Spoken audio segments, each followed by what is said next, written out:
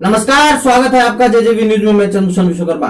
आइए नजर डालते हैं आज की खबरों पर। ठाणे स्थित रामनगर में गृह निर्माण मंत्री डॉक्टर जितेंद्र अवार्ड के आदेश और राकपा के शहर अध्यक्ष आनंद परांजपे के मार्गदर्शन में विरोधी पक्ष नेता अशरफ सानू पठान ने ठाणे शहर के हजूरी और रामनगर क्षेत्र में साफ सफाई का निरीक्षण किया।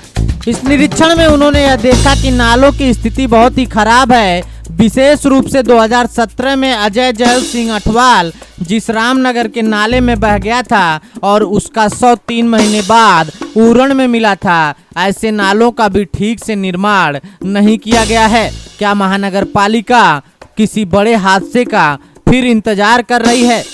विरोधी पक्ष नेता सानू पठान ने सवाल किया कि क्या ठाणे महानगर पालिका के अधिकारी लोगों के मरने का इंतजार कर रहे हैं? तो सानू पठान ने ठाणे महानगर पालिका के निर्माण अभियंता रविंद्र सिंधे, मुख्य स्वच्छता निरीक्षक कदमवार और अन्य अधिकारियों के साथ ठाणे शहर में 8 मुख्य नालों की साफ सफाई का निरीक्षण किए। इस अवसर पर एनसीपी महिला अध्यक्ष सुजाता घाट, ठाणे शहर के युवा अध्यक्ष विक्रांत खामकर आदि भी उपस्थित थे।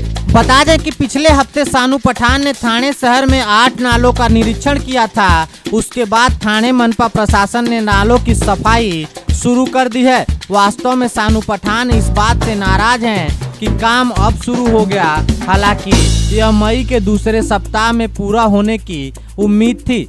पठान ने कहा कि ठाणे मनपा की सफाई केवल कागजों पर की गई है। यदि स्वच्छता नहीं है तो कई सवाल हैं जिसका जवाब ठाणे महानगर पालिका दे। सवाल है कि आखिर कब, कहां और कैसे सफाई किया गया और उसका कचरा कहां डंप किया गया। हालांकि इन सवालों के पेश करने के बाद ठाणे मनपा द्वारा अभी तक जवाब नहीं मिल सका है। लेकिन मौजूदा स्थिति को देखते हुए 10% से अधिक को साफ नहीं किया गया है।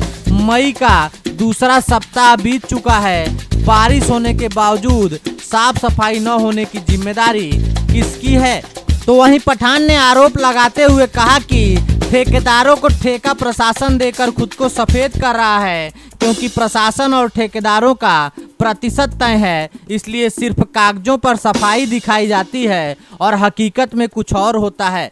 इस स्थिति को नियंत्रित करने के लिए नालियों को साफ करना या नालियों का पुनर्वसन करना आवश्यक है, बावजूद इसकी अनदेखी की जा रही है। उन्होंने यह चेतावनी भी दी कि अगर अगले सप्ताह के भीतर सफाई पूरी नहीं हुई तो हम सड़कों पर उतरकर आंदोलन करेंगे। लेकिन एक सवाल यह भी है कि चुनाव नजदीक आते ही विरोधी पक्ष नेता हो, चाहे नगर सेवक हो या समाज सेवक हो, ये सभी दौरे करते हैं और एक दूसरे पे आरोप लगाते हैं। लेकिन पूरे 5 साल ये दौरे क्यों नहीं होते हैं? अगर ये 5 साल दौरे हों तो शायद इस मुसीबतों का सामना आम नागरिकों को ना करना पड़े।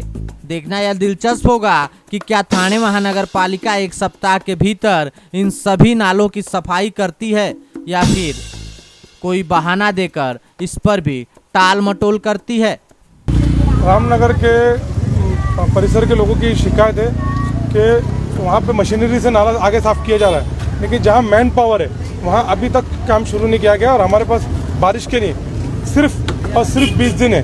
उस बीच में बारिश कभी भी आ सकती है। तो अधिकारियों को निर्देश दिया गया है कि ऐसे ठेकेदारों को मतलब ठेका दिया जाए कि वो बारिश का पहली बारिश का इंतजार कर रहे हैं कि बारिश के साथ ही कचरा फेंके जाया जाए। इसीलिए मेरी माननीय कमिश्नर साहब से, माननीय महापौर साहब से क्लियर विनती है और आग्रह है कि कहीं ना कहीं नाले सफाई को गंभीरता से लेना पड़ेगा, तभी जाके हम इस महामारी और पानी के ब्लॉकेज जो थाने में पानी भरता है उसको रोक सकते हैं। नहीं तो एक तरफ पानी कोविड का टेंशन, दूसरी तरफ पानी भरने से, गंदा पानी रोड पे आने से डेंगू, मलेरिया, बाकी कई जैसी बीमारियां हैं, तो उनका टेंशन नागरिक एक तरफ कोविड से परेशान है, दूसरी तरफ बीमारी से परेशान ना हो जाए।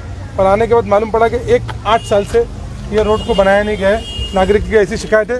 मैंने अधिकारियों से कहा हूँ कि किन ठेकेदारों को ये रोड दिया गया है, उसमें अधिकारी कौन है, उनको बुलाया जाए ताकि ऐसे ठेकेदारों को ब्लैकलिस्टेड किया जाए, क्योंकि 8 साल से जनता को परेशान किया जा रहा है। यहाँ बसेस नहीं चल रही परिवहन की, तो उसके लिए भी अधिकारियों से पूरी टीम कि किस कंपनी को ठेका मिला है और अधिकारी कौन है, उस पर भी कार्रवाई करने की मांग माननीय कमिश्नर साहब से मांगने करूँगा।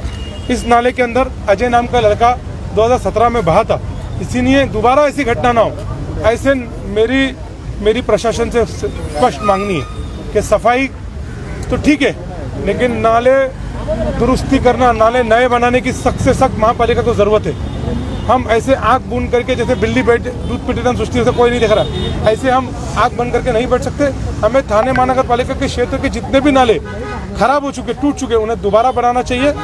स्मार्ट सिटी का कहीं ना कहीं काम को, स्मार्ट सिटी के नाम पे 5-5 करोड़ के टॉयलेट बनाए गए, नागरिक बोलते वहाँ पे एक आदमी जाता नहीं। तो ऐसे में जो नाले उनको बनाए जाए, जूने थाने पर खास ध्यान रखा जाए।